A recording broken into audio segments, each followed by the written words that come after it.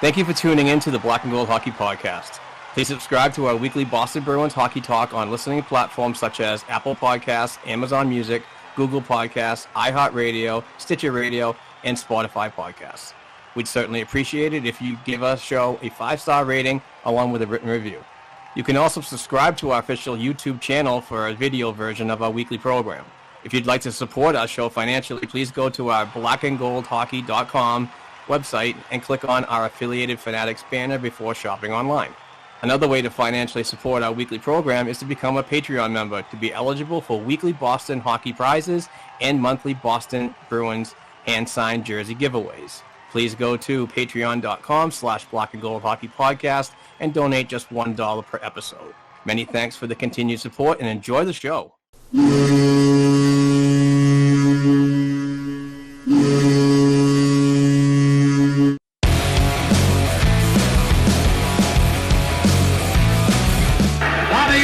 Behind the net to Sanderson, Orr! Bobby Orr! Orr from the Boston Bruins!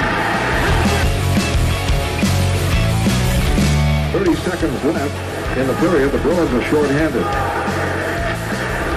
Ray Bourque. Ray Bourque from the face-off circle to the right of Reggie Lemon. Fired it down and Whitmore blew it. Did he ever? To Bergeron on the drive, save, rebound, he's loose, second kicks him loose, Bergeron scores! The Bruins pulls on, with the point of the dagger in their throats, they rip it out of Toronto's hands, and kill the beast! The Boston Bruins have won it, after being 3 down in the third!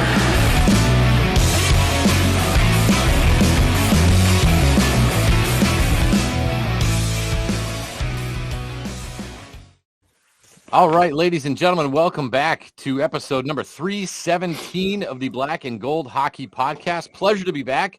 I am Steve Forni. Took a week or so off with some things going on, but I am happy to be back. As always, Mark Allred is in the building as well. What's up, Mark? How are you, pal? What's up, Steve? Great to have you back, man. Hope you had a nice week off with the fam and doing the dad thing and so on. And glad to, have you back talking bees. But it's just been one of those times, you know, the ridiculous NHL bye week just plagues this fan base as usual. I wish they would stop doing this. I don't like the bye week. I just think that anything – I get that the players need some rest and so on. I totally understand that. But by having these types of things throughout the NHL, this is exactly what congests the schedule. And so many back-to-backs and so on. It's crazy. But I'm sure we'll talk about that later on, Steve. Just going off because it's been a long 10 days and it's just like I'm almost deprived of what to talk about. But we're back and we have a bunch of things to go through on the agenda. Yeah, absolutely. And of course, as always, our episode is powered by betonline.ag. Use that promo code CLNS50. Obviously, it's Super Bowl Sunday, so I'm sure there'll be some money flying around. So if you could throw that in there for us as well, that'd be great. We do have a listener hotline number as well, 978-504-2727. If you have anything that you want to talk about or any hot takes or questions, feel free to give us a call. We'll play them on next week's episode, and we can answer your questions. Also, we do have some Twitter action as well.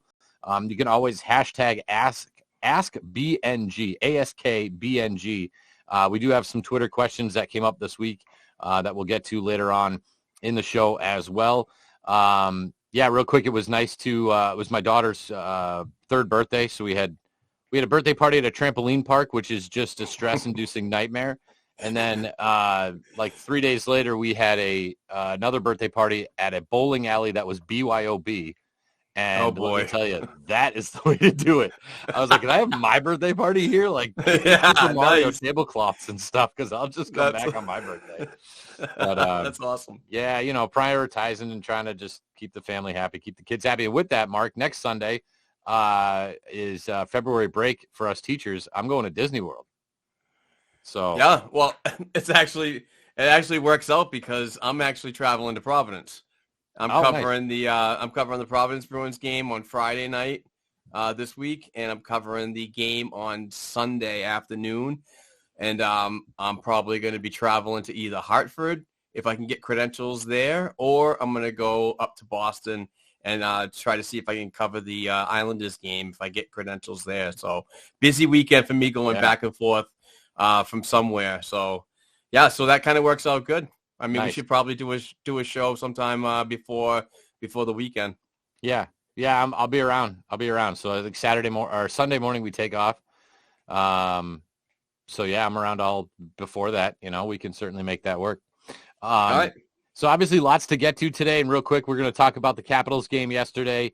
A 2-1 loss in regulation. Now they've lost 4 out of 5. Everyone's kind of freaking out a little bit. We can recap a little bit of the All-Star festivities. Not a ton to get to, but it is going to be in Toronto next season. It's a good question. When are we going to actually get one? It feels like it's been a way too long. Are the Bruins going to go play in Australia? That's an interesting question that's been brought up.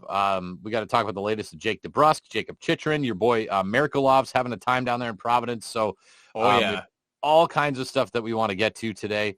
But I guess we'll start with yesterday's game, Mark. What are some of your thoughts on the loss to the Capitals 2-1? Steve, I hate doing this. I really hate doing this, but a lot of the longtime listeners that know me know that I'm always getting scheduled losses, and I freaking hate saying that because I don't like when the Bruins lose. It's never a fun time regardless. But it just seems like with a lot of rest, this Boston Bruins team is just unprepared. When they finally come back from either a 3-day break or a week break or a 10-day break. And it was kind of frustrating to see that yesterday. I thought that was a winnable game against the Capitals. Darcy Kemper was really hot in that game. He was outstanding, actually. But I think that the Bruins, if they just had that extra, they could have gotten that W yesterday. Lots of it just rust.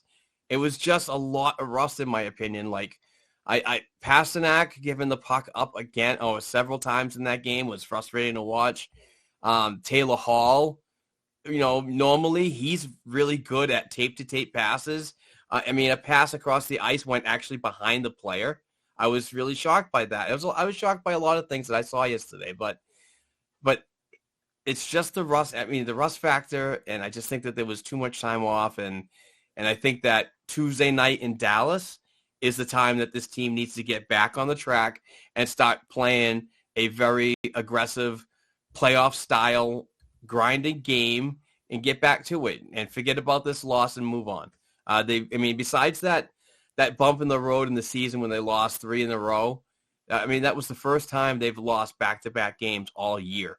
So, this is the time to get back on that trend. If you lose one, you got to get back on the next one and bust your ass. Yeah, the rust was totally there. I don't know what it was. It seemed to me like guys couldn't hold onto their sticks. I felt like there was always guys just dropping their sticks, which was uncharacteristic. One thing that is continually characteristic, which kind of ticked me off a little bit, were the penalties. You're rusty. You haven't played in a while. You get 3 penalties in the first 5 minutes of the game. Dumb, stupid penalties. All right, I can't even skate, never played a lick of hockey. I know you can't take your teammate's stick and pass it back to him with your stick. You can't do that, Hampus Lindholm. Dumb penalty. Right. So Brad Marchand, you can't slash the goalie when you're crashing the net. A lazy penalty by Charlie Coyle. So you're not even 5 minutes in the game. You're down 5-on-3. You give up a goal. You're down 1-0. You're already in the hole before the game, really even takes shape, before you've even worked off the rust.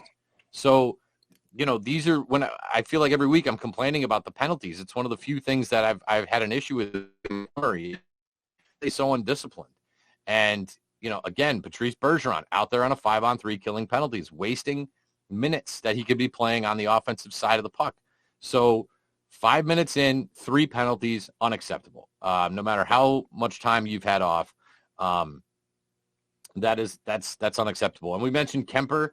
He had 27 saves, but it's uncharacteristic. They only had 28 shots. Usually this team's up to 30, 35, usually in that range. And that was a low number too. So I thought Kemper was very vulnerable. I know he hasn't been playing very well.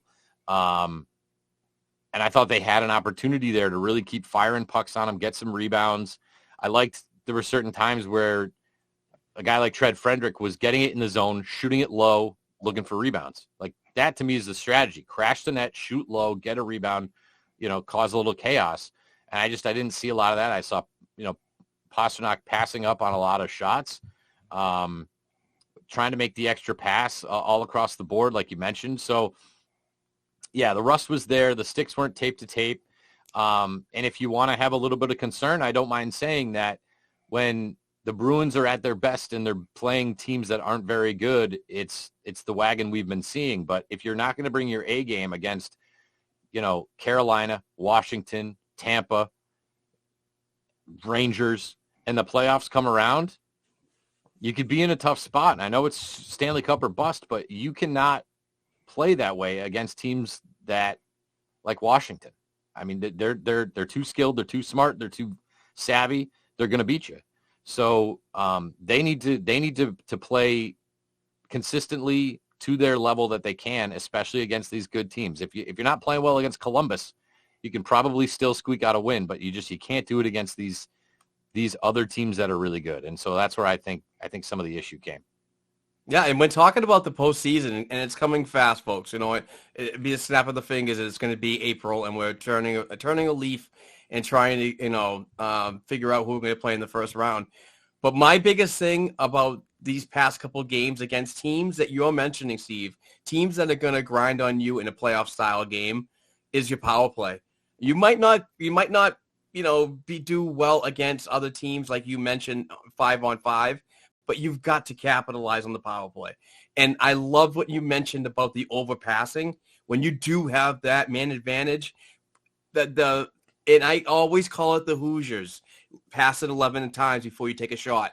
You need to stop doing that. If you have an opportunity and you see daylight somewhere, I know Darcy Kemper is a big goaltender, but if you see something there, at least get a shot on. And hopefully a guy like Foligno, and shout out to him for being at the right place at the right time yesterday with that net front presence, to be there for a scrappy goal and to beat a bigger goaltender that was like really a brick wall yesterday. So, I mean, power play's just got to get better. I'm writing an article about how Jim Montgomery and how he can work on the power play on the stretch coming down to the postseason, and how important it's really going to be, because if you're not going to address your bigger needs and your physicality, then you have to address how you put the puck in the net and how often it gets on net.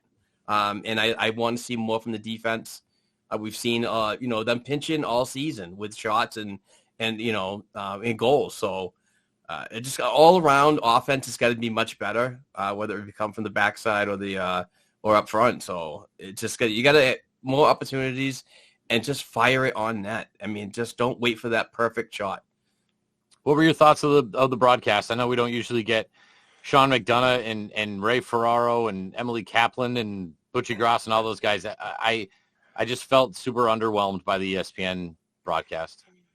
I wasn't overly impressed myself. I felt like I was watching a game in preschool.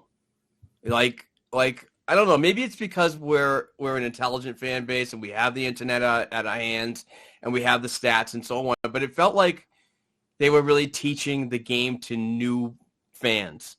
And I didn't really appreciate that. And the time, I know that you're going to go off on the time and everything. If you're a national program and it's a national broadcast, I mean, plan accordingly on when you're supposed to start and so on. But I really didn't enjoy it at all. I mean, I basically just watched the game and kind of tune out the play-by-play anyway. But it was kind of ridiculous, but it made it for a pretty long afternoon. I mean, I can't believe I'm saying this. I miss Jack Edwards. Like, I miss somebody calling the game and not having these stupid, goofy Adobe, graphics of the, let's go to the Capitals on the Ferris wheel or the freaking roller coaster. Like, whoa, we started, and then how many times are they going to show the graphic of the Bruins, little Bruins cartoon with the number on the back of how many wins they had? Like, just get. That's what I was talking about. It was like watching the Magic School Bus. Like, what are we doing? And I get that you want to teach the game to a new audience. I think ESPN is like, well, people don't understand hockey. That's part of the problem. But like I got no benefit. I got no benefit from them putting, like whenever somebody would have the puck, they'd put their name above it and then they'd pass it and then they'd move the thing. Like EA, just leave it to EA Sports. Like that looked like a jumbled hot mess. Like there's 3 players, there's a thing coming off with their name and you can't tell who it is. And then the graphics switch. It's just leave it alone. If you want to put a little gray shadow on the puck so we can follow the puck, that's fine. But they don't need to know that Hampus Lindholm has the puck. Just let it be from player to player and leave that up to the commentator to say Hampus Lindholm with the puck. Like, I thought it was very childish. Like you said, I thought it was amateur hour. Side note, I think that's why a guy like Tom Brady is going to suck at doing commentary, because he needs to take his wealth of knowledge that's way up here and dumb it down to, mom and pop sitting on the couch at home. And I don't think he can do it.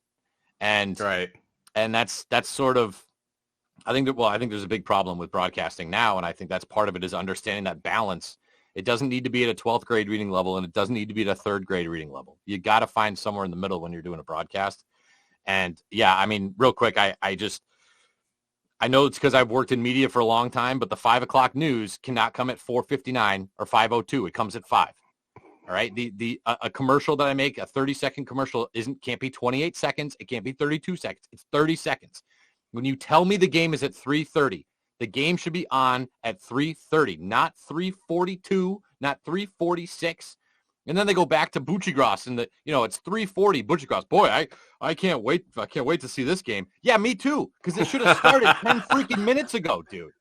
Like, you wonder why the ratings are down 22%. Maybe it's because people are like, oh, there's hockey on. They put the TV on at 3:30. They give it 5 minutes because nobody has an attention span anymore. And they're like, you know what? I'll go watch college basketball.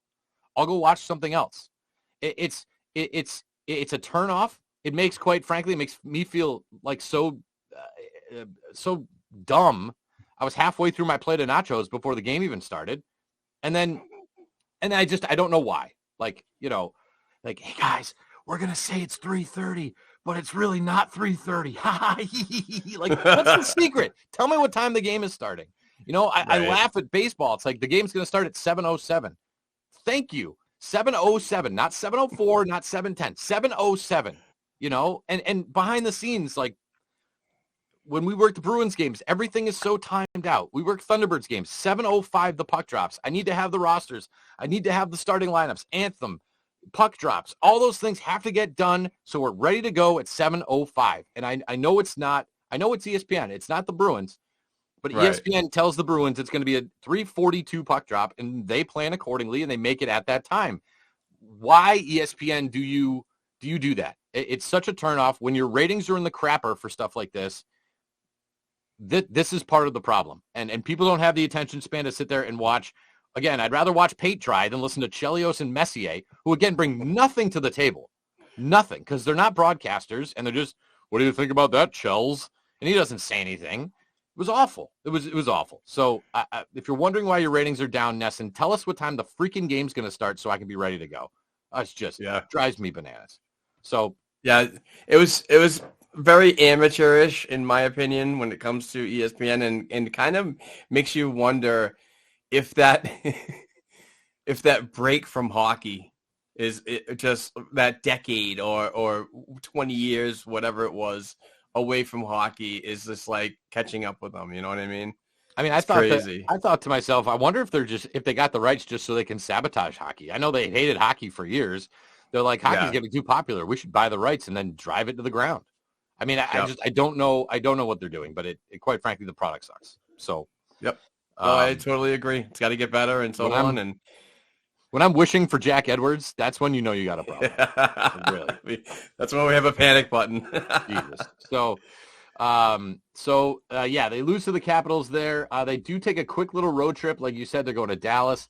Dallas is playing really well. If I'm not mistaken, they are first in their division. Contender out in the West, Steve. Yeah. Contender out in the West. So they're playing really good. That's going to be a tough one. Then they go down to Nashville. I'll be curious, keep my eyes on a guy like Matthias Ekholm, I think is his name, the defenseman. Love to see him for the Bruins. All this Jacob Chikrin talk, which we'll get to. I'd love a guy like Ekholm. I feel like we say it every other year, but love to have a guy like that. Yeah, a very Swiss Army knife kind of defenseman. And really, I think the Bruins could possibly do something if you do go down and talk to, I don't remember the GM's name now. Yeah, I mean, I'd love to have a defenseman like him. Kind of plays that Ryan Ellis type of style that used to have before Ryan Ellis went to Philadelphia and then kind of lost his career from there. But yeah, I'm a big fan of Lindholm. It'd be kind of funny to have a Lindholm. Talk about Jack Edwards. Oh my God. Exactly. Too much to handle. Going crazy. Yeah, exactly. But no, I think he'd be a good fit here, and it would probably cost a little bit, but just like chicken, we'll talk about it later. It's you gotta give to get. Well, I mean, while we're at it, I mean, the Bruins have lost 4 or 5 now. Again, I always, when you have whatever it is, 10 days off, I never like to look at it like, well, you've lost 4 to 5. Well, no, you've lost 1 since the break. Like, I don't really think the momentum carries over a 10-day break or whatever it is. But, based on the stat sheet, it is 4 or 5, and I think fans are starting to freak out a little bit. Has there anything that you've seen that you think could use a little improvement, or something that maybe isn't clicking that was clicking before that they need to work on? Besides, like you mentioned, the passing and the sharpness, I'd suppose. But what are you looking at over the last couple of games that might give you a little concern, Mark? The quality of shots and the lack of finishing is my biggest concern. And when you play against teams like Tampa Bay, St. Louis, and well, not St. Louis, but Carolina and other teams in the East, it's not going to be easy.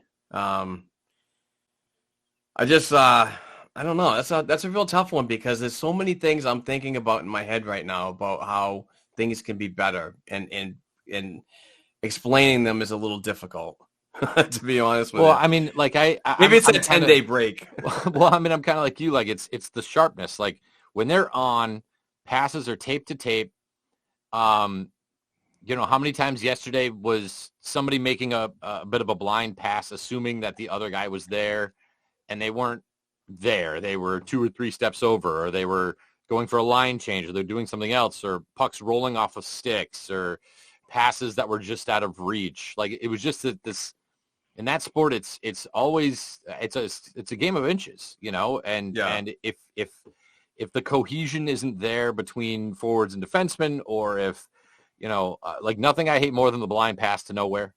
There's a lot of blind passes to nowhere yesterday. So, I'm sort of with you in terms of just the sharpness, just knowing where you are, know where your teammates are, know where you're supposed to be, make the passes that you need to make.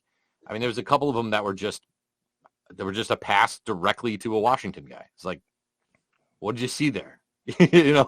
Yeah. So that's sort of where I am, is just sharpness. I think they just got to sink into what they were doing before this, like this little speed bump they're having right now in the 4 or 5 games that they played. Getting back to that sharpness.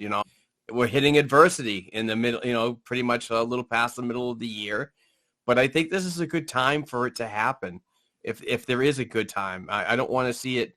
I didn't want to see this happen like, at the beginning of the season when we all thought it could happen with McAvoy out and Grzelcyk and Marchand and so on. But I don't want to see it like the last 2 weeks of the season either, when you're trying to prepare for a first round matchup. So I think that I still feel confident that this team can get back to where it was.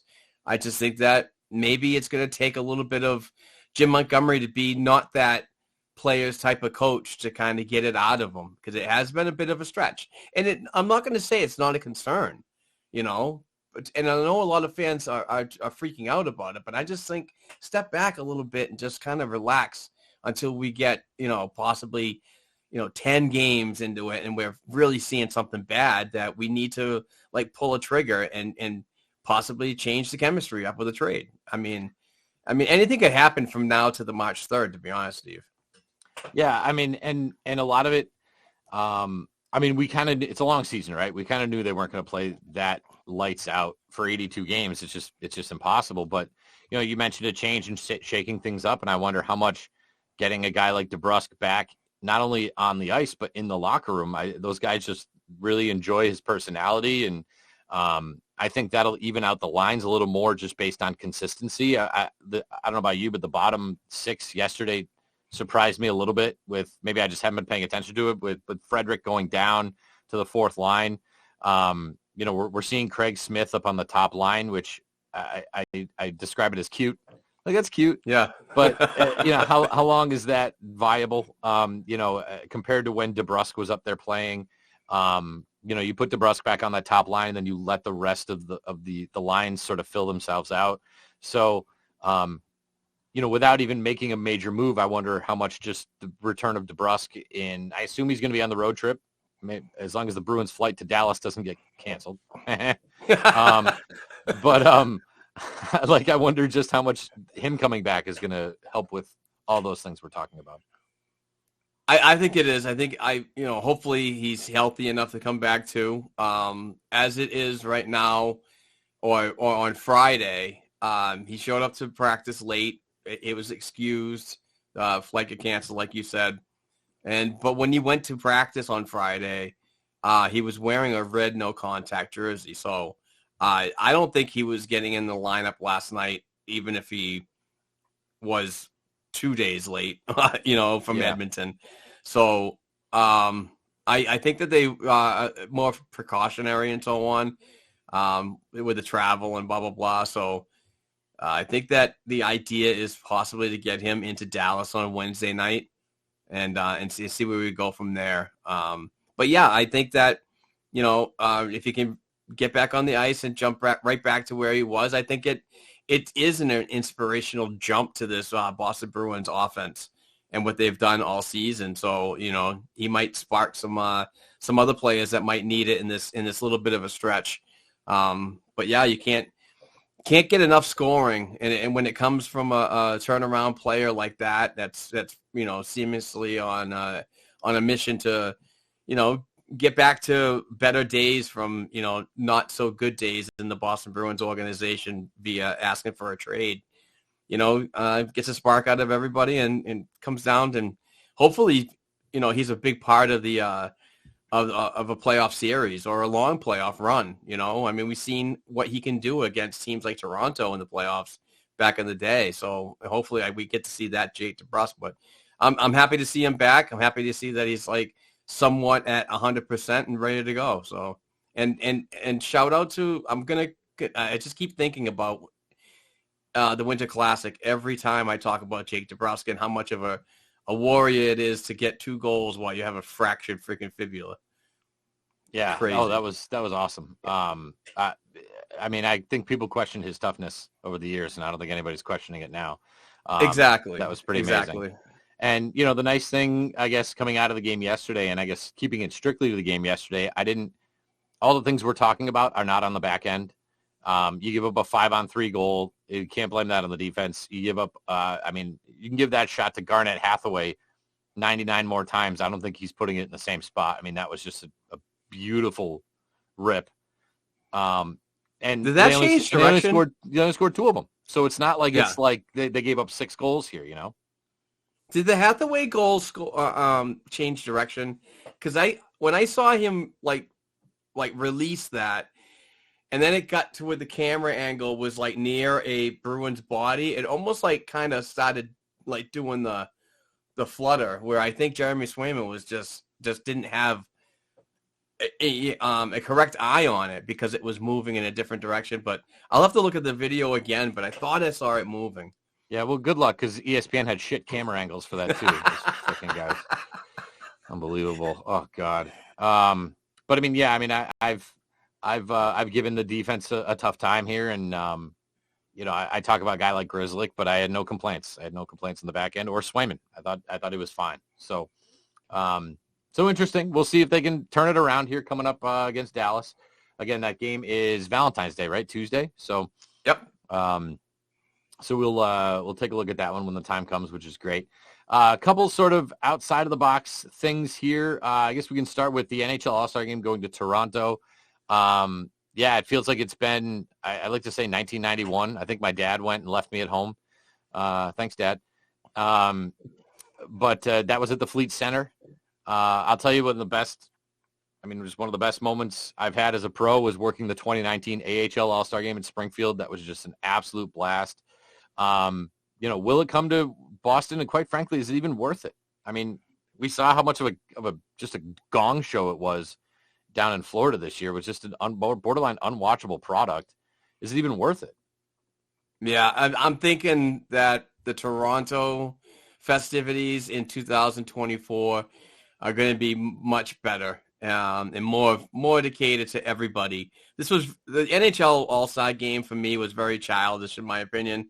It was just it really catered to the younger folk and so on, which is fine when you're trying to market. But the NHL doesn't market very well, and we're seeing a great example of that in these festivities. So I think that a lot of people have reached out. A lot of important people have reached out and said, let's try to bring it back to a more traditional type of all-star game and competition when you're talking about the skills and so on. And then we'll go from there. I just think the NHL needs to be better. And hopefully Toronto, it is a big scene. So, if they do this up in Toronto next season, it's probably not going to be very well for the NHL. The skills competition, I watched a little bit. I was just, I was blown away by how stupid a lot of this shit was. But not only that, but normally the skills competition is what draws a lot of people. That's basically your sellout and so on. And there was hardly anybody in the stand. So I know Toronto is definitely going to be a different, scenery when it comes to fan attendance. But yeah, when you're talking about Boston, it's been so long since a draft has been in Boston. It's been so long since an All-Star game has been in Boston, and it almost feels like it's personal. That the Bruins in the league just don't have a very good relationship, and that's sad because Boston is one of the best markets for hockey in the country. And I think it would do good here. Obviously not the dog and pony show that we saw down in Florida last weekend, but I think if you do it more traditional and so on, and you keep it more to the hockey and, what they've done in the past, I think Boston could be a very good spot for festivities like that. Yeah, I think it's weird that, they give us so many of the Winter Classics. I mean, we've had like 3 of these now, and it's almost like they have this feeling of like, well, you got the Winter Classic, so you don't need any more of these other things. But even the Winter Classic to me felt more about John Henry and his Pittsburgh Penguins and LeBron James than it did about the Bruins. It was about Pittsburgh. It was about John Henry. It wasn't about the Bruins necessarily. It wasn't about Boston. It was about baseball at Fenway. They came out with their cute little baseball jerseys. Like, it wasn't about Boston or the Bruins. And, Mark, to your point, I think a part of it is the NHL is so focused on building up other fan bases that they ignore the fan bases that are already in place. Like, they know win or lose, first place, last place, Bruin fans aren't going anywhere. There's maybe 3 or 4 of those other markets. I mean, I assume Minnesota, the Rangers, although the Rangers are different because it is New York City, so they're happy to go to New York City anytime. But I think they're reached a point where they're like, well, we already have Boston. We don't need them anymore. It's like when I went to college, I remember as soon as I got to college, they were like, oh, you're here? Awesome, cool. We don't really care about you anymore. We're worried about getting more. We're worried about the next group of freshmen. You know what I mean? It's like, we got your money. Now we got to go get somebody else's money. It's sort of that same thing where, like, they know we're always going to be here, so we don't need to give them anything, like, special. Like, let's put it in Columbus and Arizona and all these other fan bases that they're trying to grow. So maybe that's a part of it is it's not necessarily a bad relationship. It's just they know we're not going anywhere. What was recently? There was a word that the league was interested in doing an outdoor game I want to say it was somewhere in Florida. I want to say it was Miami. I was going to say, I think it's where the Dolphins play. Is it Raymond James? Yeah, somewhere down there. And I was but they're looking at logistics and if ice can be sustained down there. I was like, I think the league, like you said, the league is just reaching too much to get fans from out of traditional markets. Well, remember, again, I'm not from, Northern Canada, but like outdoor hockey is about snow and cold and pushing, making snowbanks instead of boards. It's not about South Beach. And I loved they had that roller hockey thing that used to be on ESPN2 back in the 90s. Oh, I love that. The beach league, whatever that was awesome. You want to bring that back with some rollerblades and a ball. I'm totally cool with that. But you don't need an outdoor game in Miami defeats the purpose of what the allure of outdoor hockey has always been, which is that one in Buffalo. It might have been the first one ever where it was snowing in Pittsburgh, against Pittsburgh. And, they had to have breaks so they could shovel the ice. And like, that is outdoor hockey. That's what it's all about. And maybe that's selfish as a New Englander, but there's no reason it should go any further south than, Nashville, Chicago. Exactly. Like that should be the border. Absolutely. So interesting. Well, we'll see. We'll see what happens with all that. I will say I thought the AHL All-Star skills competition was great. I was watching that going, man, this is better than the NHL one. Like, so shout out to those guys. And just real quick, one last thing. Go back to 5-on-5, 20-minute 3 periods. None of this tournament 3-on-3 bullcrap. Be 5-on-5. I want to see a line made of Ovechkin and Bergeron and, pick your guy, Tage Thompson, all on a line. I want to go back to that 5-on-5. You'll still score 20 goals, I think, like you said, keep it more traditional. So, as we're looking at it too, speaking of, we give Boston everything but the All-Star game. Rumors that the Bruins are going to go play a game in Australia. Talk about reaching by the league. Is that too far of a reach for you, Mark? Absolutely not, and I'm totally on board with this. I actually enjoy these games, and now here's where I kind of am on the fence with the league and these games that are outside of North America. If you keep them preseason, I'm all about it. If you make them regular season, I'm not too happy because some area in North America is losing one game that they could be sitting watching for themselves. So I think it's kind of selfish for the league and each team that participate in regular season games in other countries. That's just my opinion. But preseason games leading up to a new campaign, absolutely. And if you do it accordingly with flight times and so on and how much, because I think that's a 22-hour flight, if I'm not mistaken. So, yeah. There's a lot of things that need to be worked out right now, but if people don't know, there is hockey in Australia. There is a semi-professional league. It's called the Australian Ice Hockey League, and they've been running since, I believe, 2000. They've increased their number to 10 teams. They play in the wintertime, obviously, but their winters season starts of April to September. So that's where I watch a lot of Australian hockey during the summer. I'll stay up at 3 o'clock in the morning and I'll watch some of these games. Is it the best quality hockey? Not really, but it's something. And it's also a great place for younger Europeans to go and play during the summer. And then when they're done, they go back to their home teams and they play their regular seasons over in Europe. So it's a great developmental league as well. So a player can play year round if you wanted to. Jesse Gabriel, a former Boston Bruins prospect, he played over there. And even I went to high school I played hockey and went to high school with Ryan Johnson, and he played in Australia for the CBR Brave in Canberra. So it's pretty cool ties. I think it could happen. Believe it or not, Jeremy Jacobs does own an arena in Australia. He owns the arena and the concession. So that's why they're going. See, follow the money. I was wondering why. Exactly.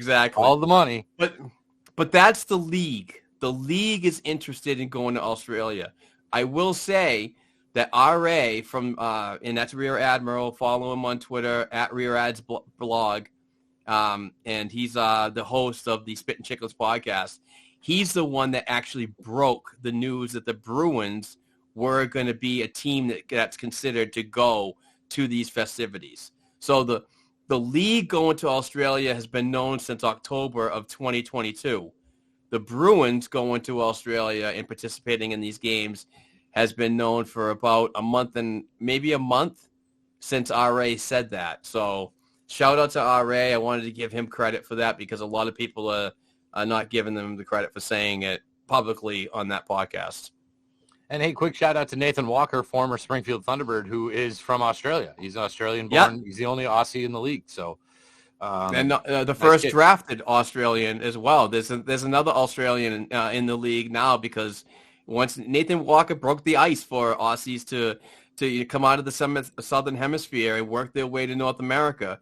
And even Nathan Walker played over in Europe for the Czech Republic, a Czech Republic team back in the day. So, you know, he's one of those benefits of playing year-round and developing your skills and, you know, preparing yourself for professional hockey, whether it be in the AHL or the NHL. And he's Nathan Walker is currently a St. Louis Blue. So would a Bruins and St. Louis matchup happen? Who knows? Yeah. I think wherever he ends up, you send that team out there too. Absolutely. Sure. I will say really quick too, I always think back to the 2008 Celtics who say that they all their preseason was in Italy. They did like 2 weeks in Rome and they saw the whole country and they said it totally brought the whole team together. And they just absolutely crushed it, went on to win the NBA title. So sometimes these, like you said, preseason trips where you're sprinkling in 2 or 3 hockey games, but you're also coming together, you're touring places, you're stepping outside of your comfort zone into foreign countries, foreign atmospheres, foreign food, foreign language, that can really sort of bring you all together. And so maybe something like that is good for a team, any team.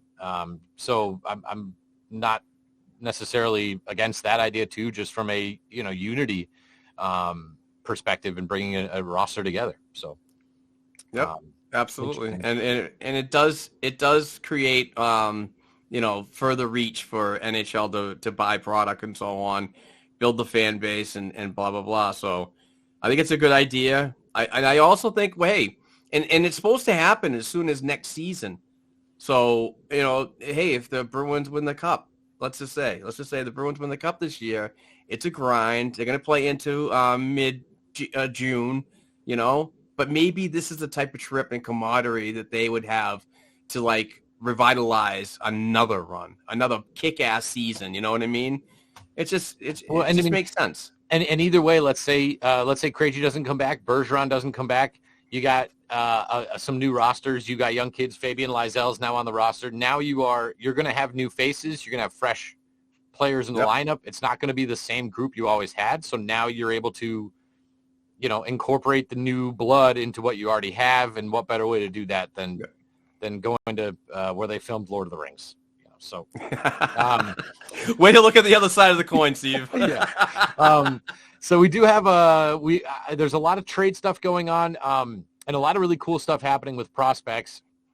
And we do also have these Twitter questions that we want to get to as well. But maybe now's a good time to take a quick break and hear from our friends at betonline.ag, and then we can get into some of that other stuff.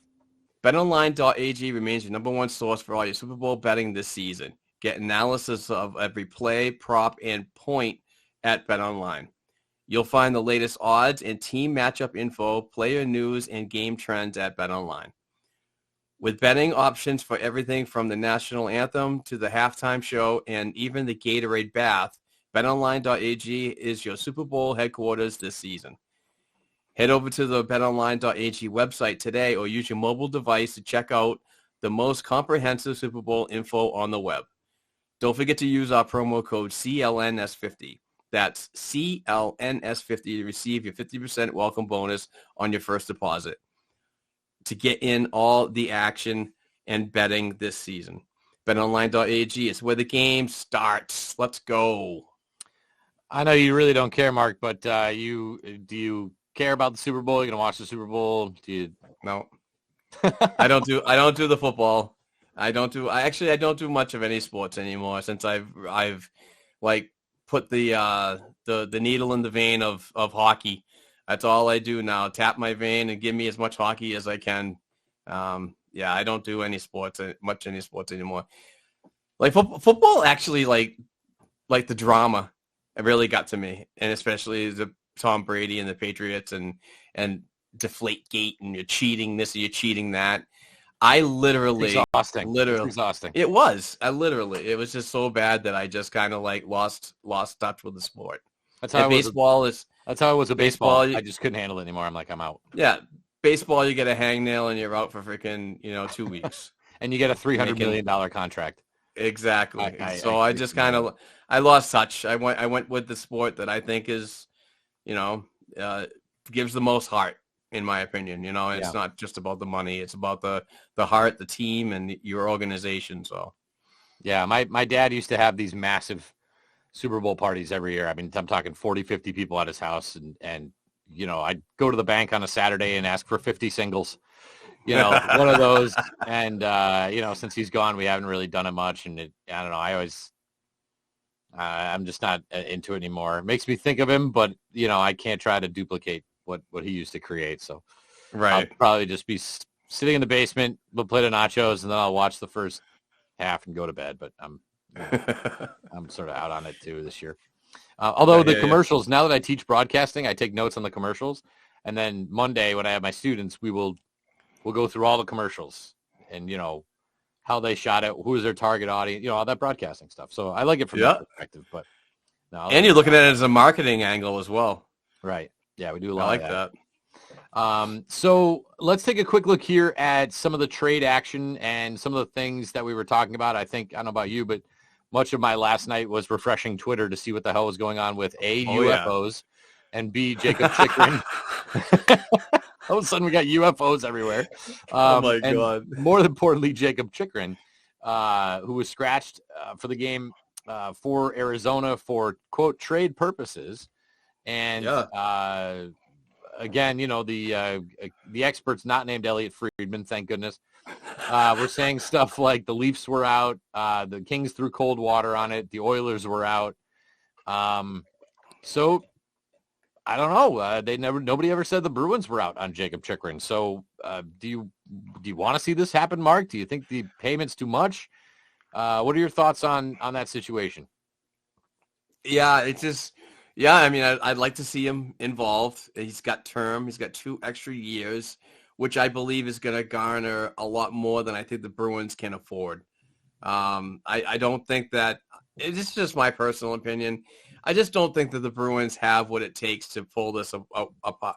I think Arizona is going to want to get players that they want to immediately rebuild and so on. And I just don't think our cupboards are open enough for that.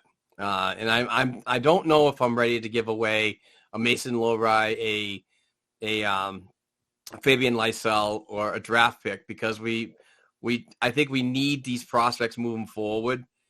And if they're traded, I think that we're taking steps back when we need to replenish the prospect pool. Now I understand that Jacob Chikrin is the type of player that can help the future as well, but there's a lot of moving parts here when it comes to a player like this, and what could be had to get him in Boston. Now, there's some ties to this whole thing as well. I'm hearing that the Los Angeles Kings are still in it, but they weren't in it last night because of Dustin Brown's freaking retirement jersey. Yep, heard that. They don't want to. I'm hearing they don't want to take the focus away last night of everybody and Dustin Brown by bringing in a big trade news. So that's just smart on their end as an organization. So, but if the Bruins are involved, I think that Bill Armstrong, the Arizona GM, is going to heavily be leaning on former Providence general manager and assistant general manager to Don Sweeney, John Ferguson Jr., who is out in Arizona right now. And actually, I'm hearing that he's been traveling around with Providence real close. I mean, road games and home games. So that something's enticing, or maybe they're doing their due diligence. But who knows? Maybe something could happen in Boston. I don't know, but the price I think is going to be a little high, and I don't want to see a player like Mason Lohrei get dealt, because I think he's going to be a real good defenseman, and probably, maybe a person that could like seamlessly fit right into like Brandon Carlo's freaking second line minute role in the future. So, and Lysell is your next best right wing. We don't have anything else down on the farm. So I don't know. I'm kind of on the fence about this whole thing. And I know that people are always like, you don't want to give up prospects. You covet them too much. I get the whole win now. I totally understand that, but I also don't want to suck for the next 5 years. Yeah, I think that there have been years in the past where we've looked at Bruins teams in, 6th, 7th, 8th, 9th place and have been like, if we just had one more piece, we're just one piece away. If we just get this one Jaromir Jagr or the one, whoever it is, we just need one more big piece to get us over the hump. And I don't think this is the year for that. I think that it's not, I don't want to sit here and say we don't need Jacob Chychrun, but I don't think we need Jacob Chychrun. I think it's more about depth. I think it's more about break glass in case of emergency, and the Luke Schens, guys that aren't going to, like you said, they're not going to blow up your entire farm system and your entire draft capital just to get you a player like this. I don't think it's necessary this year. It's not that I don't want the guy, but what the asking price is going to be, to me, just seems unreasonable for where they are in the standings and how they're playing and everything else. And if you wanted to upgrade something on the third or fourth line, or you wanted to get that top six, the bottom pairing defense, you wanted to sub out a guy like Connor Clifton for player X. Okay, that's fine. But, or you just wanted a seventh defenseman and you bring in Greg Zanin. I love making Greg Zanin references. That to me is sort of more where they want to be rather than Jacob Chychrun. And realistically, you look at 3-4 years down the line, it's not like he's going to, you're going to have McAvoy, you're going to have Lindholm, you would have Chychrun. So like somebody's not going to play as many minutes as they probably should or probably want to. So why even give yourself that headache? I would be more inclined to go with, I don't want to say the bargain basement, but you don't need an A+ player. You need a couple of B- and a C+ to fill out the bottom of the roster and get to where you need to be and pay accordingly. Give up your assets accordingly to that. Same thing with a guy like Timo Meier, who, again, they keep talking about, and it was nice to see Timo Meier and Brandon Carlo fight the other day. I thought to myself, well, he ain't coming to Boston now.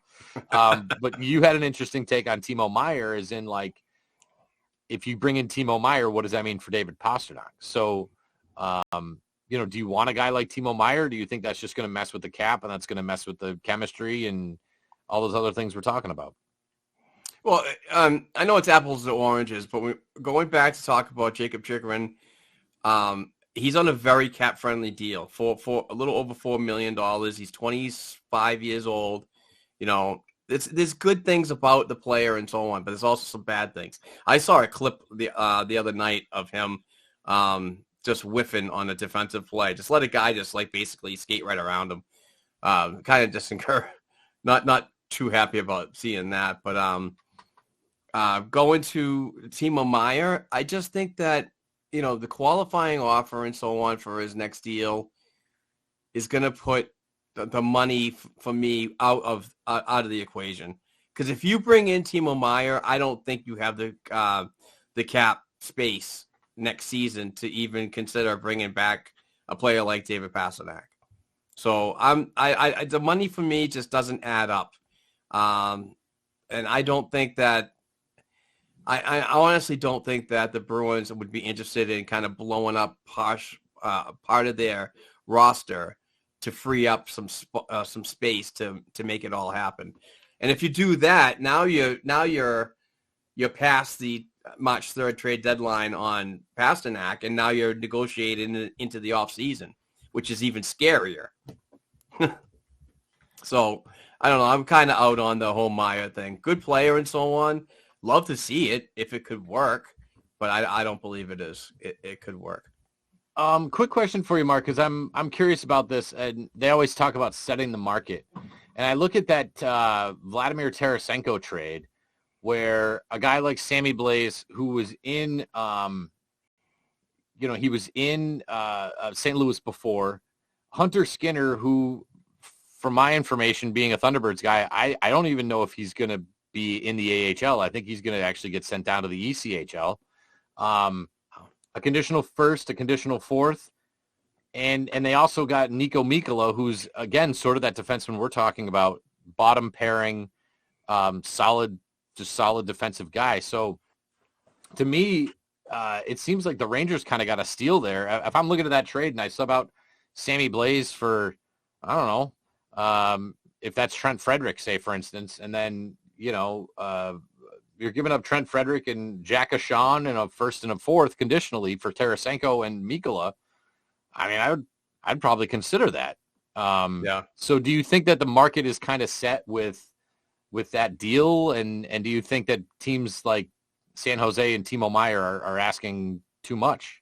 And even Chicago and Patty Kane, for that matter. They could be, but Mike Greer, a new GM out in San Jose, is going to want to get something back to increase that rebuild on the West Coast for him. So, but you do bring up a very valid point, Steve, is a lot of people are saying that they don't believe a lot of these deals are going to cost that much to get done. But I'm just looking at the value of the player and what could happen, and I just don't see it. But I do have to consider that this is a weird market because the fact is that we actually don't know what the salary cap's going to be. I think it's going to be $1 million, or I think it's going to jump up to $4 million in the next year or two. So GMs definitely have to prepare for that moving ahead. And I know that every year a GM is going to sit down and do the calculations year by year and not overall base their luck on, expectations and where the cap could be. But still, you look at that trade that brought Tarasenko to New York. I think New York was really serious with Patrick Kane, but that hip injury that he's going through right now was a no-no for that, and they took a chance on the right side with Tarasenko. So maybe a hip injury will drop the prices a little bit too. True. Tarasenko's coming off injury too. He missed a good chunk of the season this year with injuries, so maybe that's a factor too.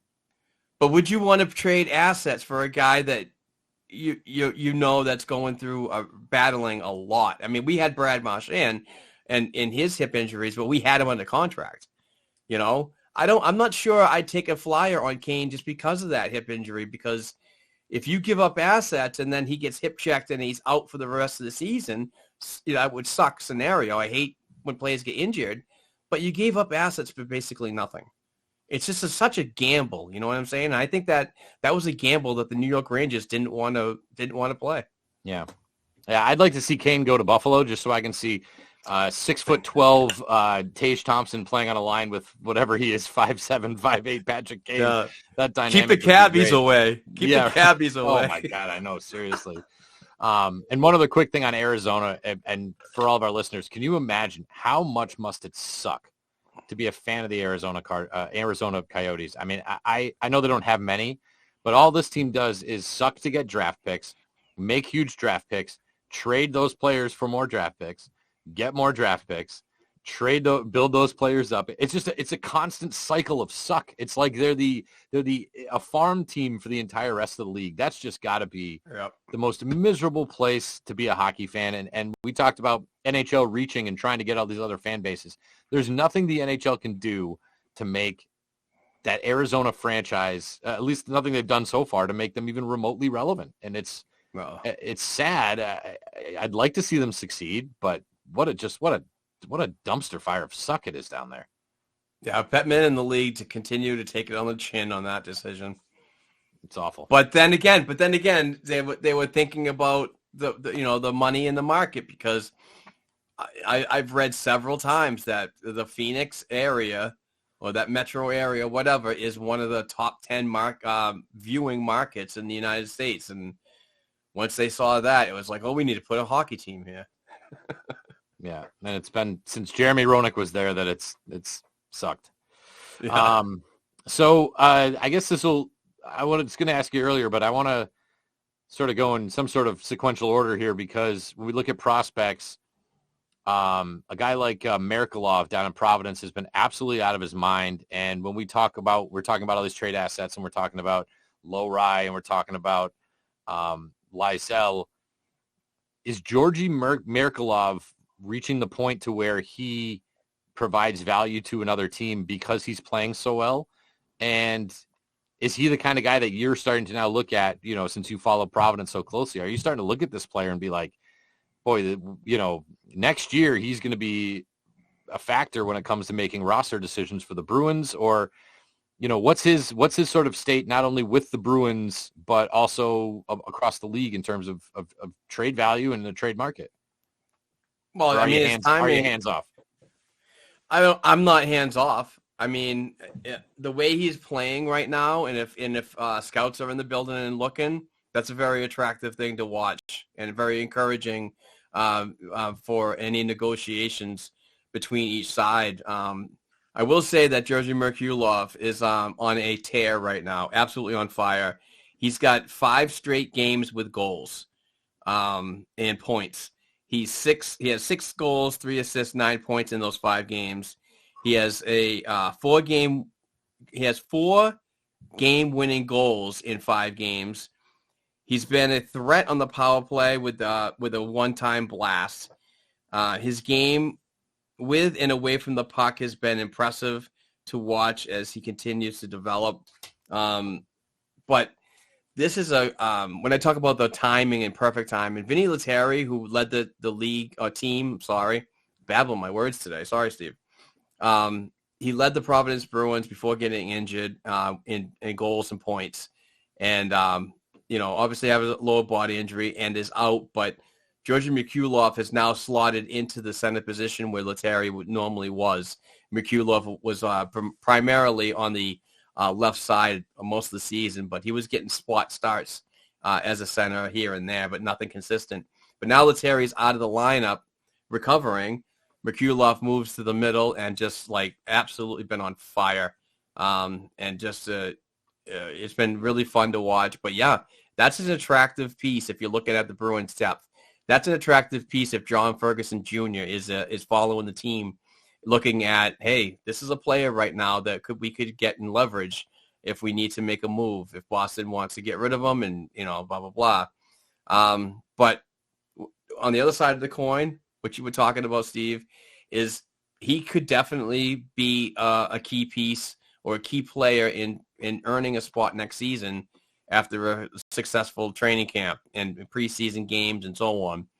We're going to have – there's going to be players that are going to be departing. I think Thomas Nosek is pretty much going to price himself out. So that opens up a spot on a fourth-line center. Do you want a player like him, his size, his ability on the fourth line and grinding minutes? Who knows? But he can play the left side as well. So that his versatility could play a bigger role on this team next season for the Boston Bruins, not just up the middle. And that also depends on, like you were saying earlier, if Bergeron and Krejci don't come back, I think he could possibly be a key member into one of those, not a replacement, but somebody that could really try to capture that roster spot. Yeah, I mean, when we talk about the depth and trying, eventually these roster spots are going to have to be filled by guys like Bergeron and Krejci. They're going to leave some holes. And, I don't know if it's going to be Merkulov or Beecher or, See, Beecher, in my opinion, would be the type of guy that would fit right into a fourth line role. He's a big kid, big body, throws his weight around. He can be a little more offensive. I think that sooner or later, give it a couple of years, but I think that he could be a Trent Frederick later on, not by fighting, not by beating ass and so on, but that offensive capabilities that Frederick has shown this season. Yeah. Yeah. And so maybe that's maybe that's the path too, rather than going and getting Ryan O'Reillys and Bo Horvats, is that it's using these prospects. I mean, like you said, we keep having the prospects and trading assets, and whether it's Vakanainen or whoever it is, we keep trading off the assets as opposed to letting them develop. And I know we're not exactly the most patient fan base either, but No. I do think we're in a good spot here where if we can get one more year at a Bergeron before those holes start to open up, for the guys like Beecher and Merkelov, et cetera, I think that's going to be a really good spot. But I'm interested to see, fast forwarding to training camp of next season and see which guys are pushing for that extra spot. Because like you said, I think Noshik's probably done here. I'm not sure. Craig Smith's going to be gone. I'm not sure what Foligno's contract situation is, but there's going to be some space, and they can either fill it with, another version of Tomas Nosek, or they can fill it with the young kids that they've drafted and developed. So it'll be very interesting. Go ahead. I know one thing is I want to see this Boston, regardless if they win a Stanley Cup this year or next year, I do want to see the Boston Bruins I want to see them give chances to the younger players. I want to see them at least get them out there, see what they have, and if things don't work out, try to move them. But I just don't want to see any more of the free agent signings that come in here for $1 million, because the only thing is that this guy has played in the league for like 10 freaking years and he's got experience, and and he's going to push these younger players for those roster spots. And if those younger players don't get it, they go down to Providence, and now we're stuck with a guy that is making $1 million and probably not going to play well. So I don't want to see the Bruins organization do that. I just hate when they do that, the blocking, because it bottlenecks the progression of the prospect pool, that are basically knocking on the door of NHL, consistency. Yeah. Or you just sign a player because he's from Beverly. Yeah. We go out and get the kid from Beverly. Yeah. We don't need any more of that either. So, no, I totally agree. One other prospect having a nice little time. Shout out to Reed Dick. Is it Reed Dick? Is that how you say that? Yep. Reed Dick. Yep. First career WHL shutout for the Swift Current Broncos. 6th round pick, and as we've talked about, the goalie pool is in really good shape. Any update, by the way? Sorry, ADD kicking in. I saw you tweet that Keith Kincaid might have been a little shaken up the other day. Was that 2 nights ago? No, it was last night. He did something to his blocker hand, and just kind of was holding it, shaking it, holding it. But then he finished the game, so everything was fine with that. Good. But going back to Reed Dick, he was snapped a 4-game losing streak, which was kind of tough to watch. He gave up 5-6 goals a game in that stretch. But it was good to snap out of it and come in and have the Broncos blank the Prince Albert Raiders by the score of 4-0. And it's good on Reed for his confidence to get his first WHL. A no-no, but also a lot of people are criticizing his numbers in the WHL, and I kind of think that's unfair. I understand that winning and losing is important to development, but it's not the end all be all. The reason why he was picked, and a lot of people were confused by this, saying that we have enough goaltenders, we don't need any more. Is I believe that Mike Dunham and Bob Essenza were key on this one, saying that, we should get this kid and work with him. His upside is a lot better. His professional upside is a lot better than a lot of people think about how he's playing the past couple of years in the WHL, because basically this is his own first year as a legitimate starter. So he will be playing one more year in Swift Current. Until he gets traded or whatever, but still, he's a piece that the Bruins continue to love to work on, and his height and size are important. I mean, they're really gravitating to guys that are 6'4", 6'5", 6'6" these days, and they're getting great results from Essenza and Dunham. Yeah, it's pretty amazing to see this and see this kind of progression of the goalies. And as you said, there's no real rush, right? Because, I mean, he's got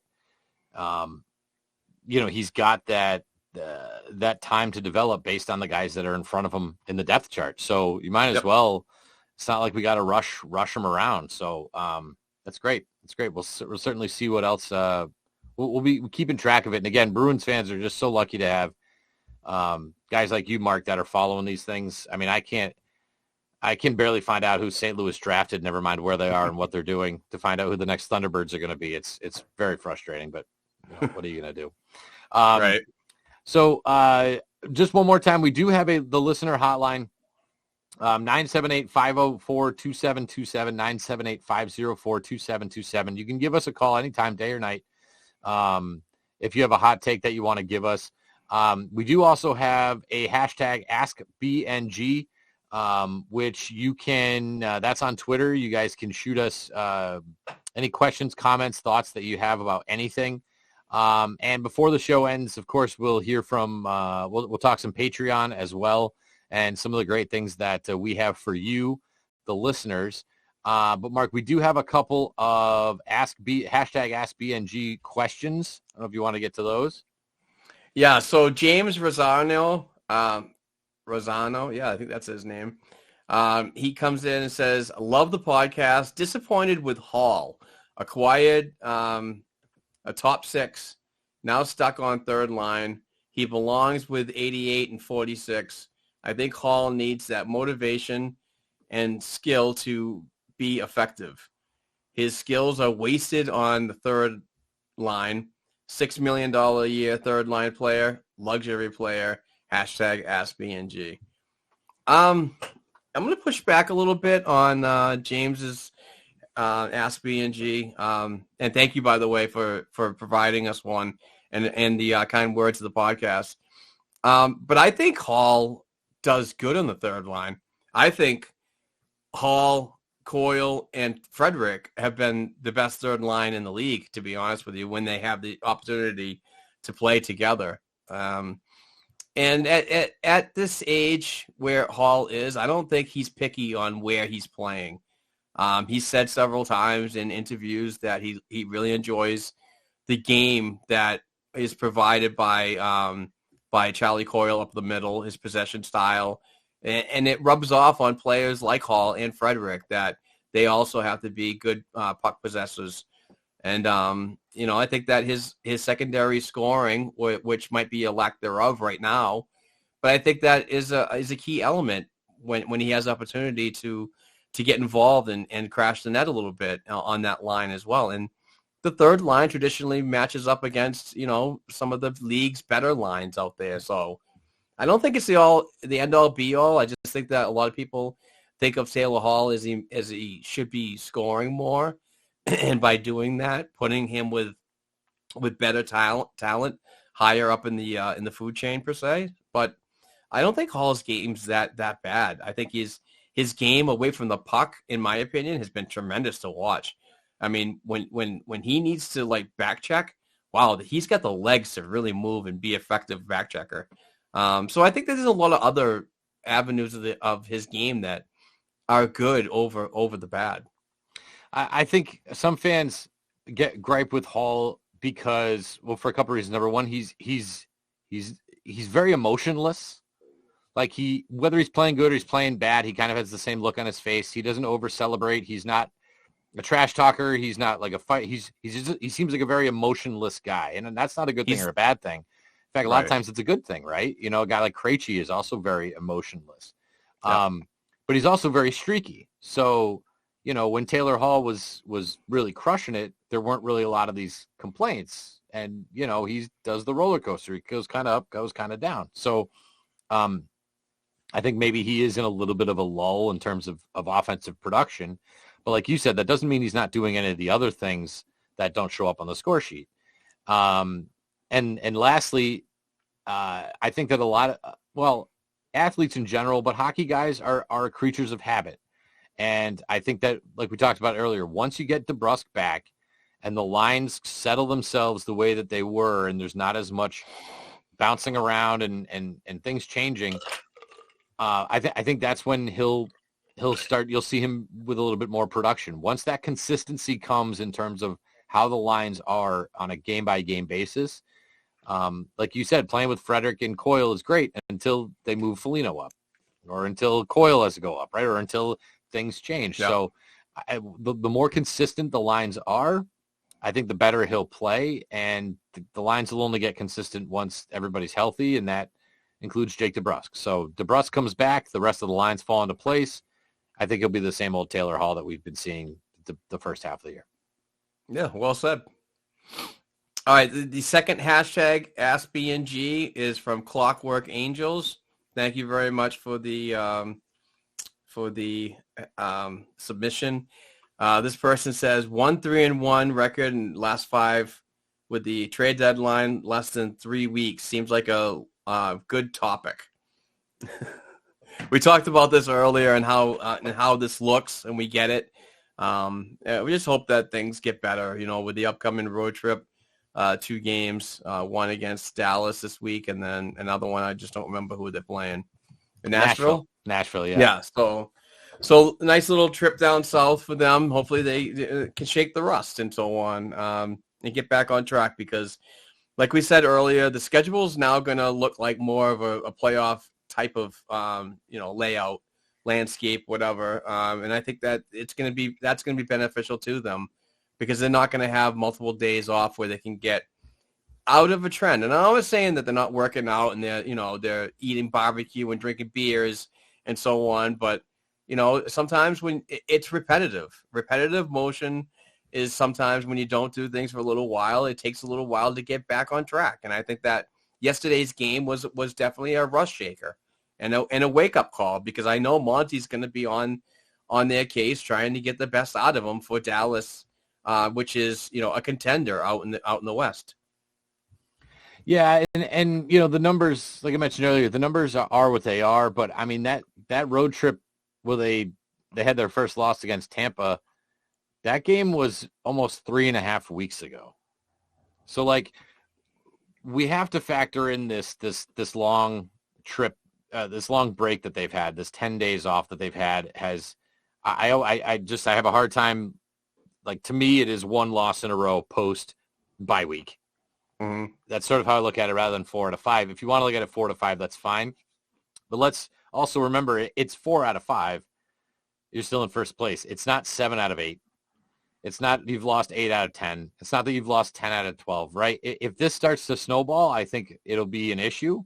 But, 1-3-1 out in the last 5 games over the course of 3.5 weeks is not the worst thing in the world. Like I said, you lose your next 5 out of 6. Now we're talking, but as long as we are, as long as they can right this ship a little bit, they come back, they sweep the Dallas-Nashville trip.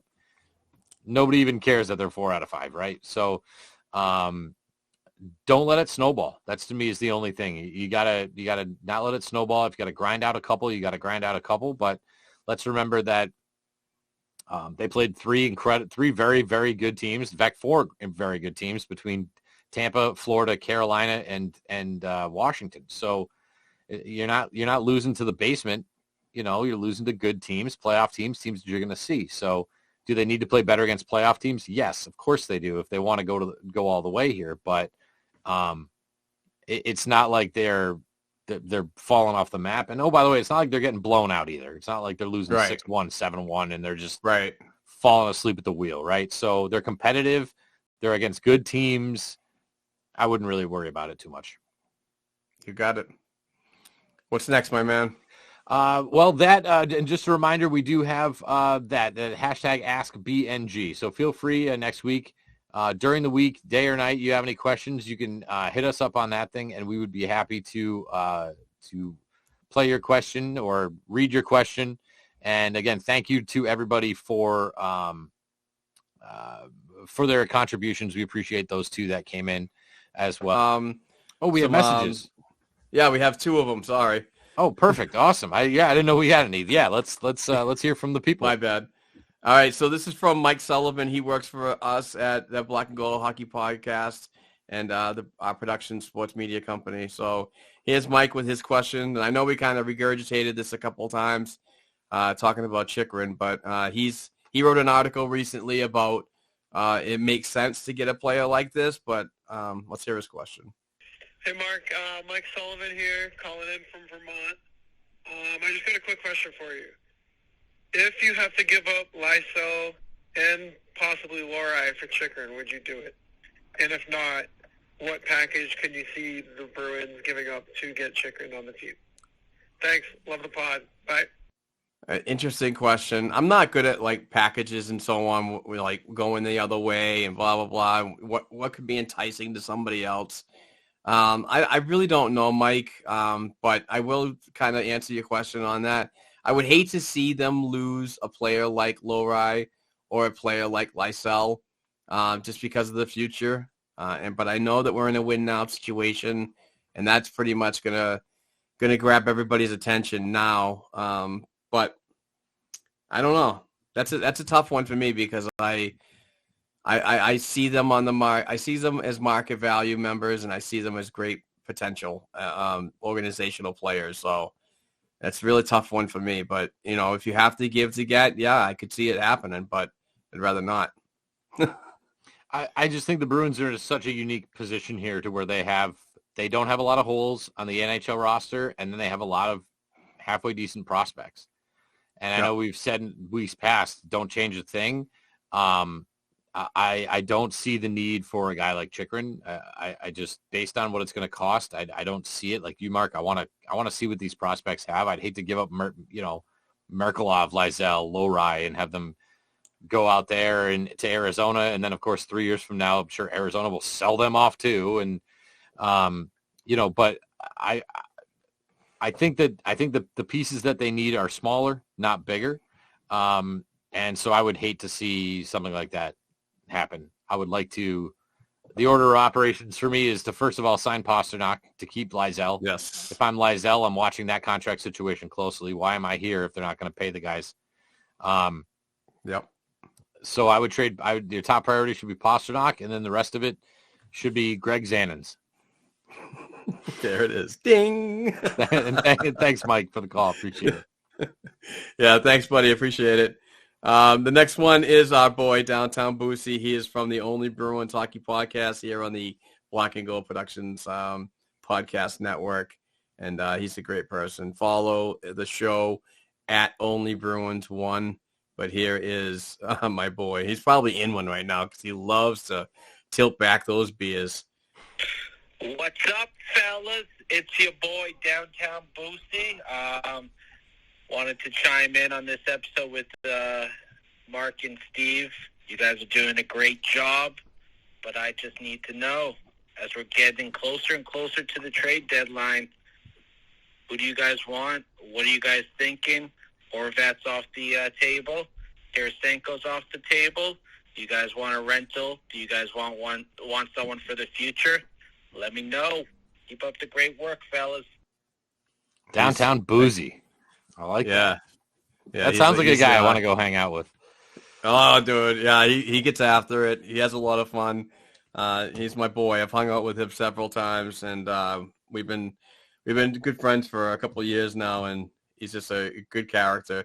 One of the very, very few people that I really appreciate meeting on Twitter, and I don't meet people on Twitter.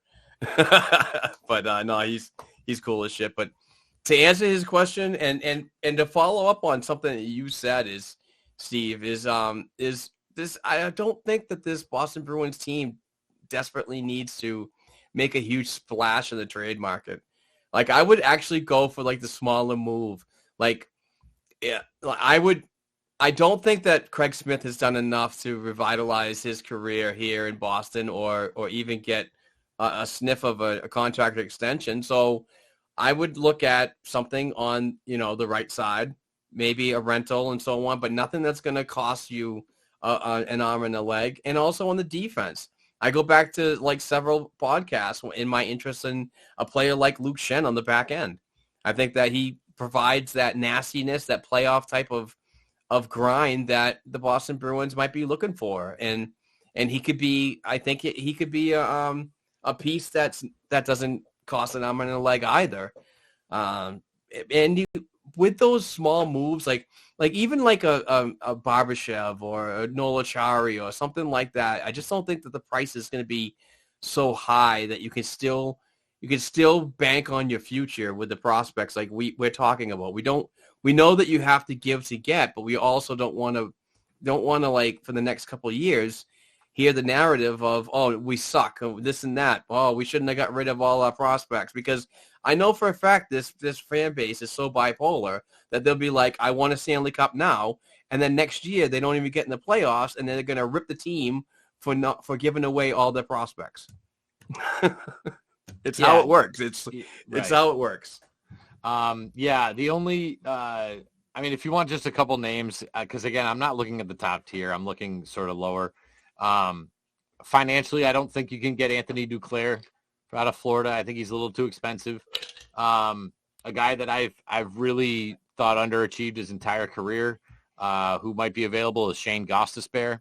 We talk about defensemen out of Arizona. I think that's a guy that can slot into your, he would probably replace Clifton, making Clifton your seventh defenseman, and now you're immediately getting offensive production and some pretty good defense right there next to Forbort. And Gavrikov out of Columbus or Sean Kuraly out of Columbus. Those are the two. Again, Kuraly's not going to cost you much, at least he shouldn't. And he's been here. He knows the drill.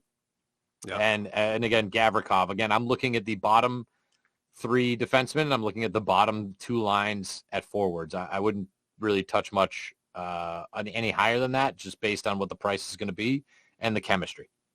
Yep, absolutely. And thank you, Nick, Downtown Boosie of the Only Bruins Hockey Podcast, for the submission. Thank Mike Sullivan from Something Bruin Hockey Podcast. Him and Nick Melanson do a fantastic job every week. And also, please jump in on these phone calls. The number is 978-504-2727. It's very easy, 24/7, 24/7 worldwide. Doesn't matter. Call in.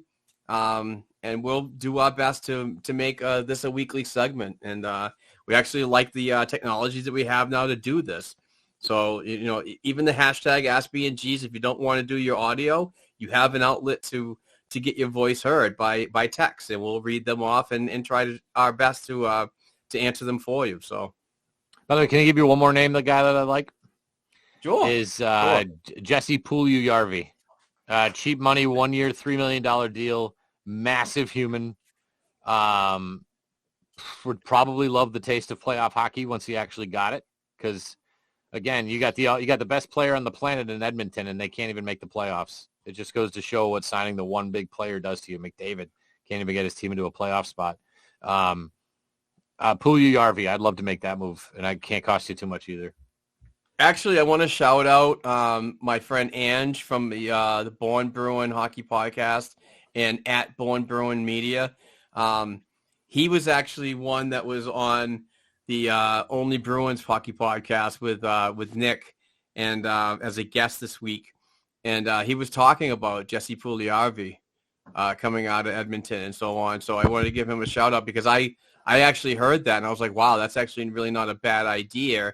And it's more or less like those under the radar deals that it's not going to like cost you an arm and a leg, like we constantly talk about. So, and I just don't think that we need like huge moves. I just think that we need these small puzzle pieces to fit the whole picture together. Agreed. I mean, I just don't think I just think a lot of people, they have that mentality of we need to win this year, that they're putting all the chips in on this. And I just don't think that a lot of those people are prepared for what could happen after. Well, and even if it doesn't happen.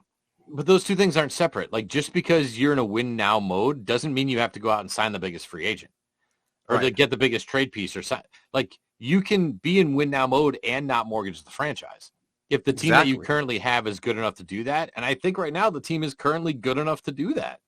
Like, you don't need this massive thing. You just need a couple Lee Stempniaks and a Greg Zinn. Yeah, well, pretty much what I was going to say is like the Tampa Bay Lightning for the past couple of years ago, they didn't go out and get like this Pavel Datsyuk player that's going to put them over the edge offensively.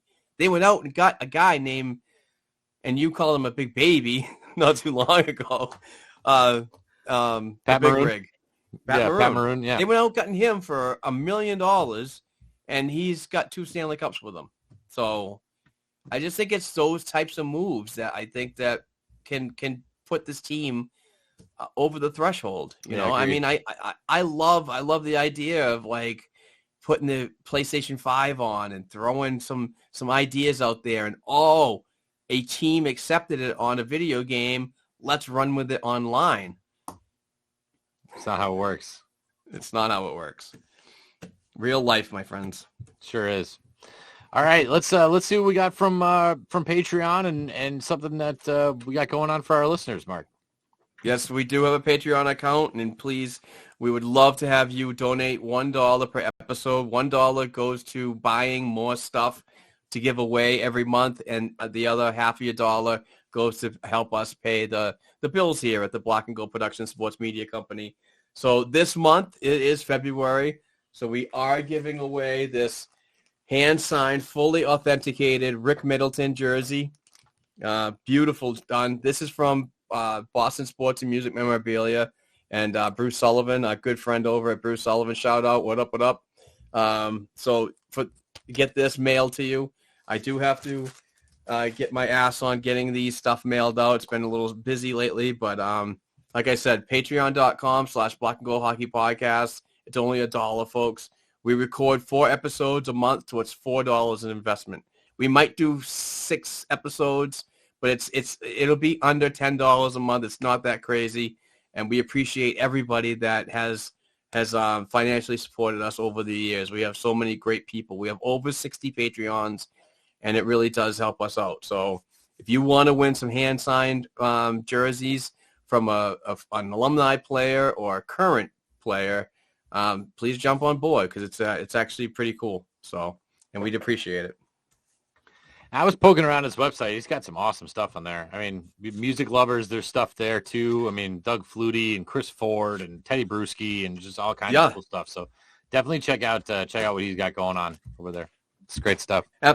Yeah, and it's all official. The guy videotapes Ray Bourque signing jerseys, and you know it's very official. People do not have to worry about getting authenticity. Don't worry about authenticity. It's authentic. Exactly. This is all stuff that he does. This is his business. This is what he does. So, and he's a great guy. So, and I'm getting 2 more jerseys from him. He recently had a sit down with Adam McQuaid, former Boston Bruins, and former Boston Bruin Sean Thornton. So I'm going to get 2 of those jerseys to add into the giveaways for future months to go. So we have the Rick Middleton jersey this month. Next month is March. And we have the Terry O'Reilly because Terry O'Reilly is a bad Irishman. So we could be giving that away and much more. So please support us and win some free stuff. It's awesome. I'm still afraid of Adam McQuaid. Did I tell you what happened when I met Adam McQuaid at the Garden? Nope. I was up on 9th floor doing PA announcing, and I have just enough time to go to the restroom and back. So I go into the restroom, open the door slams into somebody on the other side. Oh, I look around the corner, freaking McQuaid. He's staring down at me. I'm like, I do not need to go into the bathroom anymore all of a sudden. Jesus. Slamming the door on Adam McQuaid. Not a good idea. Oh, man. Well, I guess we're not getting on him on this show. I'd like to so I can say sorry. Yeah, right? No shit. Sorry. That's funny. But anyway, this was great. This is a great one. Episode 317. A lot of energy today. For being a relatively quiet week, Mark, I think we covered a lot of bases here. Yeah. Made people laugh, made people cry. Absolutely. A little bit of everything. We do appreciate all of our listeners. Again, every subscribe, every listen, every view means the world to us. We do this because it's fun, but we do it to keep you guys entertained. And, whether you're sitting in traffic or just unwinding on a Tuesday night or whatever it is, we really appreciate you guys tuning in and making us a part of your day, a part of your night, a part of your commute, whatever it is. So thank you, everybody, so much for tuning in. Mark, as always, this is a pleasure, man. I have so much fun doing this. Yeah, dude. I miss you when you have a week off. It's like my Vinky. You're like my guide. And like, you know, and Phyllis, like we try, whenever we have stuff going on, we try to hook something up. I mean, part of the problem is I was out Sunday and then, you know, I have Thunderbirds Friday, Saturday, or, you know, the schedule's just tricky sometimes. So we do try to make it work as best we can. And next week, like you said, it's going to be a little funky because I'm going to Disney World. So, you know, but we're going to try. We'll try to make it work. We'll find a time and see what we can do. And give the people, again, people are just like Taylor Hall. They want consistency. So the more consistent we can be with our episodes, the happier the people will be. So we'll do our best every week to do what we can. All right, everyone. Well, thank you so much for listening. We appreciate it. And tell your friends. Tell your friends. Give us a follow. Mark is at Black and Gold 277. I am at PA Voice 413. And, of course, you can follow the Black and Gold Hockey Podcast and everything that B&G has to offer. Articles, news, commentary, everything you need. Again, if you are a young writer, maybe not even a writer, but you're just somebody who loves, eats, breathes, sleeps hockey, reach out to Mark. We have plenty of spots available for writers, for podcasters, any way to get your voice heard. We can do that for you here at B&G. So feel free to reach out to us at any time. And until then, thank you so much for listening, and we'll talk to you next week.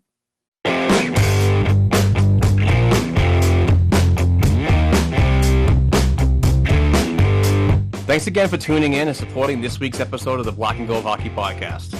Please give the show a 5-star rating and write a review on listening platforms such as Apple Podcasts and Spotify Podcasts. If you'd like to contact the show for advertising opportunities or to send us a question or topic idea we should be discussing, please send us an email to blackandgoldproductionsllc@gmail.com. Don't forget to share our program on your social media platforms with other hockey fans and follow our Twitter accounts at Black and Gold Pod, at BNG Productions, at Black and Gold 277, and at Kevin_O'Keefe89. Also, please don't forget to check out our official blackandgoldhockey.com website where we cover the Bruins organization from the NHL level down to the prospects worldwide. Peace out.